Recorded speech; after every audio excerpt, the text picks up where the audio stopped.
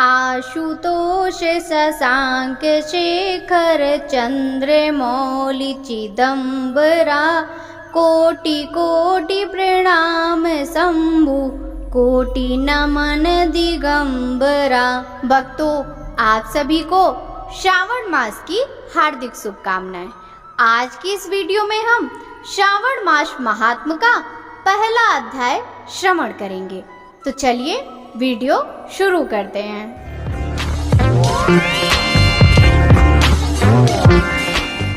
श्रावण का संपूर्ण मास मनुष्यों में ही नहीं अपितु पशु पक्षियों में भी एक नवचेतना का संचार करता है। जब प्रकृति अपने पूरे यौवन पर होती है और रिमझिम फुहारे साधारण व्यक्ति को भी कवि हृदय बना देती हैं। सावन में मौसम का परिवर्तन होने लगता है। प्रकृति हरियाली और फूलों से धरती का श्रृंगार कर देती है। परंतु धार्मिक परिदृश्य से श्रावण मास भगवान शिव को ही समर्पित रहता है। मान्यता है कि शिव आराधना से इस मास में विशेष फल प्राप्त होता है। इस महीने में हमारे सभी ज्योतिर्लिंगों की विशेष पूजा अर्चना और अनुष्ठान की बड़ी प्राचीन और पौराणिक परंपरा रही है। रुद्राभिषेक के साथ साथ महामृत्युंजय का पाठ तथा काल सर्प दोष निवारण की विशेष पूजा का महत्वपूर्ण समय रहता है। यह वह मास है जब कहा जाता है जो मांगोगे वही मिलेगा। भोलेनाथ सबका भला करते हैं। धर्म प्रेमी सज्जनों एवं साधक गण के लिए हम आज से श्रावण मास के नित्य एक अध्याय का श्रवण करेंगे।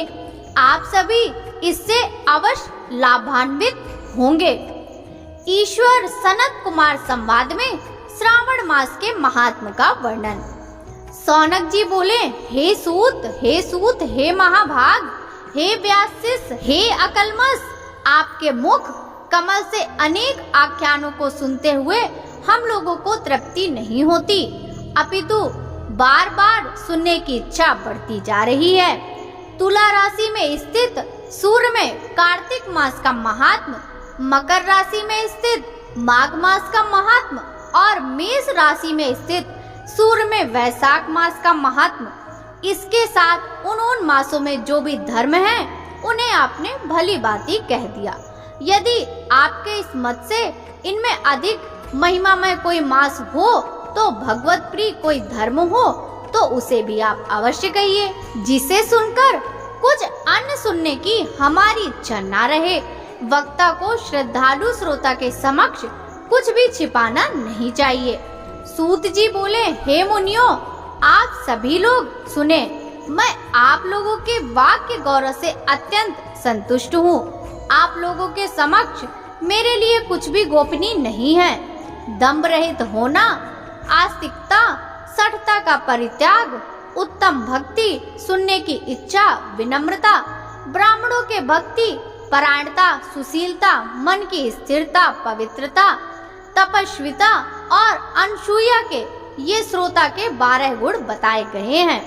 ये सभी आप लोगों में विद्यमान हैं।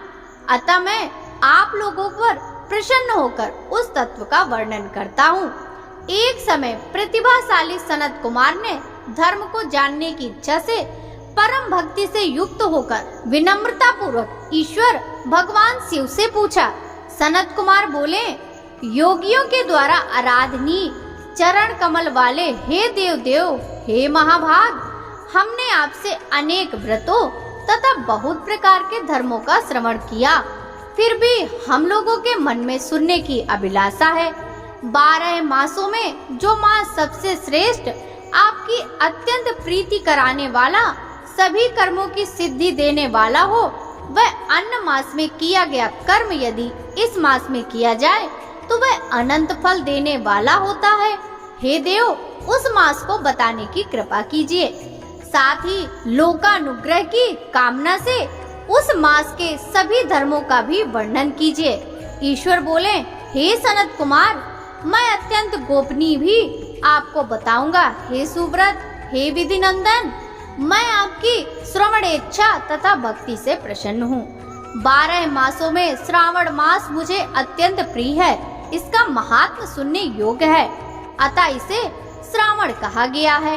इस मास में श्रवण नक्षत्र युक्त पूर्णिमा होती है, इस कारण से भी इसे श्रावण कहा गया है।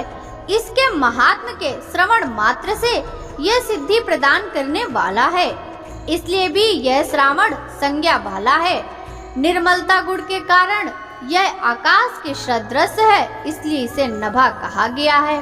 इस श्रावण मास के धर्मों की गणना करने में इस पृथ्वी लोक में कौन समर्थ हो सकता है, जिसके फल का संपूर्ण रूप से वर्णन करने के लिए ब्रह्मा जी 4 मुख वाले, जिसके फल की महिमा देखने के लिए इंद्र 1000 नेत्रों से युक्त हुए और जिसके फल को कहने के लिए शेषनाग 2000 जिह्वाओं से संपन्न हुए।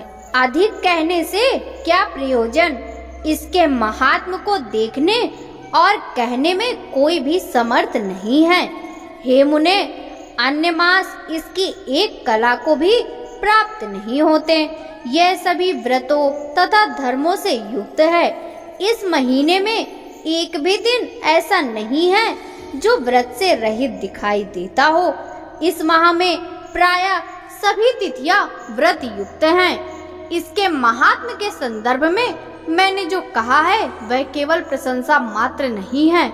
आर्तों, जिज्ञासुओं, भक्तों, अर्थ की कामना रखने वालों, मोक्ष की अभिलाषा रखने वालों और अपने अपने अभीष्ट की आकांक्षा रखने वालों, चारों प्रकार के लोगों, ब्रह्मचर्य, गृहस्थ, वानप्रस्थ, संन्यास आश्रम वालों को इस श्रावण मास में व्रतानुष्ठान करना चाहिए।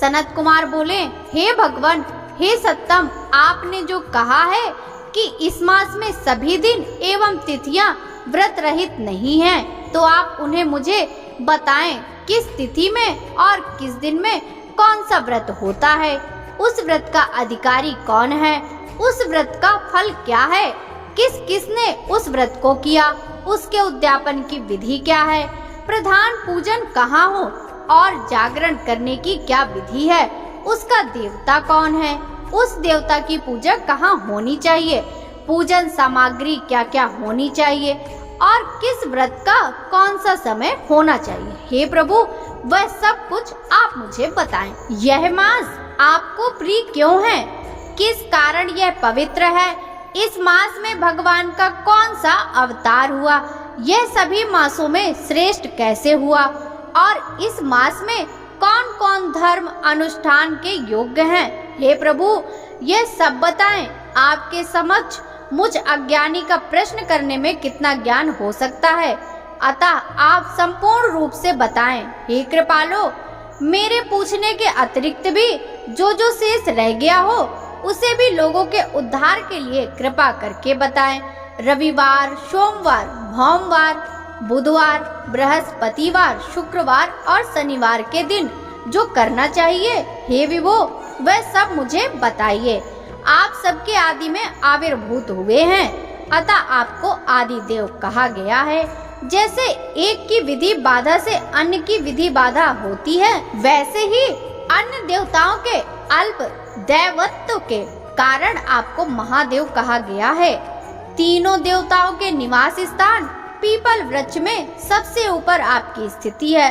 कल्याण रूप होने के कारण आप शिव हैं और पाप समूह को हरने के कारण आप हर हैं। आपके आदि देव होने में आपका शुक्ल वर्ण प्रमाण है, क्योंकि प्रकृति में शुक्ल वर्ण ही प्रधान है, अन्य वर्ण विकृत है। आप कपूर के समान गौर वर्ण के हैं, अतः आप आदि देव हैं। गणपति के अधिष्ठान रूप 4 दल वाले मूलाधार नामक चक्र से, ब्रह्मा जी के अधिष्ठान रूप 6 दल वाले स्वाधिष्ठान नामक चक्र से और विष्णु के अधिष्ठान रूप 10 दल वाले मणिपुर नामक चक्र से भी ऊपर आपके अधिष्ठित होने के कारण आप ब्रह्मा तथा विष्णु से ऊपर स्थित हैं। यह आपकी प्रधानता को व्यक्त करता है।